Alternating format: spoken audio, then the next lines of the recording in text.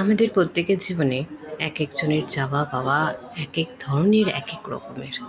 কারো কেউ অল্পতে খুশি, কেউ আবার অনেক কিছু হলেও সে কিছুতেই মানিয়ে নিতে পারে না।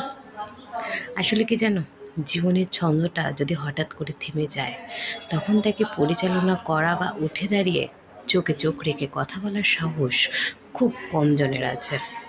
তোমাকে নানান লোকে নানান জ্ঞান শোনাবে, নানান অভিমত পোষণ করবে, কিন্তু তুমি যদি সঠিক হও, তোমার মন যদি সঠিক বলে, তাহলে তুমি তোমার মতন করে এগিয়ে গিয়ে তুমি দেখিয়ে দিতে পারবে যে তুমি সঠিক ছিলে।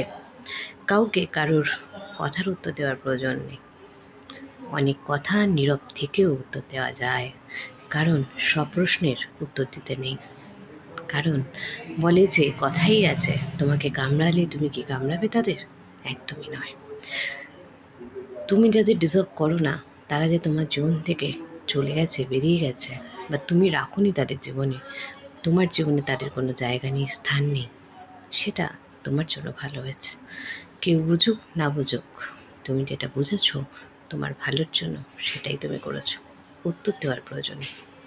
ভালো থেকো প্রত্যেকে, সুস্থ থেকো, ভালো থেকো। ভালো লাগলে কমেন্ট করে জানিও।